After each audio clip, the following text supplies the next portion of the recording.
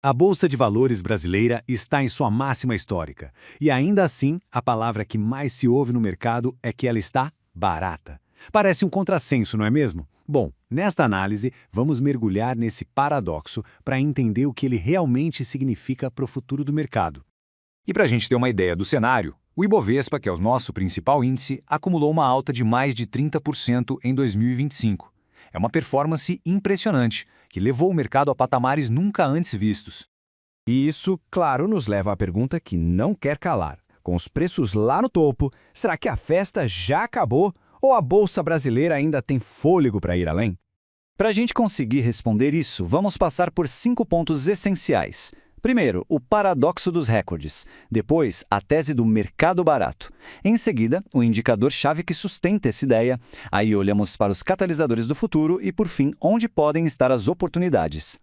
Vamos começar então por esse paradoxo. O Ibovespa chegou na marca histórica de 165 mil pontos. E mesmo com esse número, o consenso entre os analistas é de otimismo. Como isso é possível? É verdade que o cenário político trouxe uma certa volatilidade.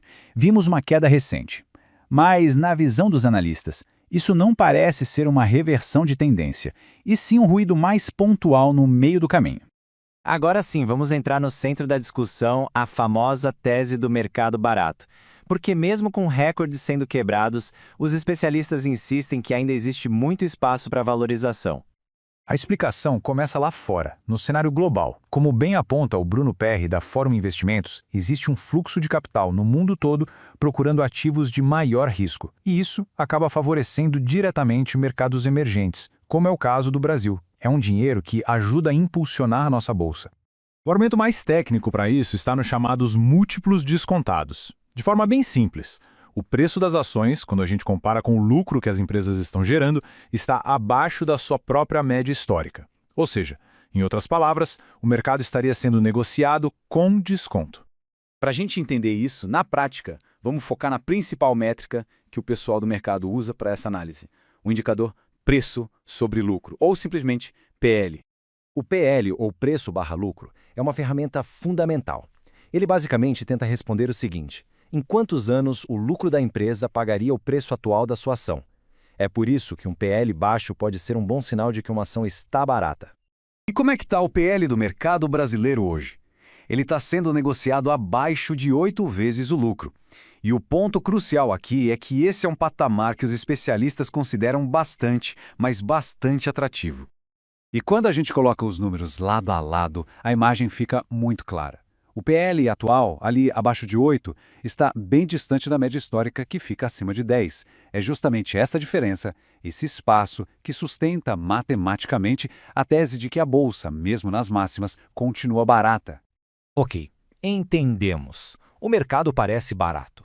Mas o que poderia de fato destravar esse valor e fazer os preços subirem ainda mais? Vamos dar uma olhada nos possíveis gatilhos, nos catalisadores que estão no horizonte. Os analistas estão de olho em 2 grandes eventos para o próximo ano. Primeiro, a expectativa de que o Banco Central comece a cortar a taxa de juros, o que, claro, torna a bolsa bem mais interessante que a renda fixa. E segundo, a possibilidade de o Brasil finalmente recuperar o seu grau de investimento. E por que esse tal de grau de investimento é tão importante? Pense nele como um selo de qualidade, um atestado de que o país é um bom pagador. Esse selo abre as portas para fundos de investimento gigantescos, globais, que, por regra, só podem aplicar em países com essa classificação. Na prática, seria como abrir as comportas para um novo e enorme fluxo de capital estrangeiro. Certo. Com todo esse cenário macroeconômico em mente, a pergunta se torna bem mais prática. Onde é que estão as melhores oportunidades de investimento dentro da Bolsa Brasileira agora? Aqui, as visões dos especialistas se dividem em algumas estratégias. De um lado, Rafael Figueiredo, da XP, recomenda mais segurança para um ano eleitoral, olhando para setores previsíveis, como o financeiro e o de utilidades públicas. Já o Marink Martins, da Maivol, olha mais para frente, apostando no setor elétrico, que pode ser impulsionado por inteligência artificial, e na força já conhecida do nosso agronegócio. E essa visão do Marink Martins aponta para uma mudança bem importante. Segundo ele, a gente pode estar no início de um novo bull market, um ciclo de alta, só que com protagonistas diferentes. A aposta estaria saindo do varejo, que depende do consumo aqui dentro, e se movendo para as grandes exportadoras de commodities, como petróleo e milho. Então, para amarrar tudo que a gente viu, a Bolsa Brasileira vive um momento único de recordes históricos, mas com avaliações que ainda são consideradas baixas. O futuro pode ser empurrado por juros menores e pela volta do grau de investimento, e as oportunidades parecem estar em setores mais defensivos e nos exportadores, principalmente quando se leva em conta a volatilidade de um ano eleitoral. E a gente termina com uma reflexão. Diante de tudo isso, a questão que fica no ar é como equilibrar a oportunidade clara de um mercado com grande potencial e os riscos políticos que são inevitáveis, ainda mais em um ano de eleições. Esse é o dilema central para se pensar ao olhar para a Bolsa Brasileira hoje.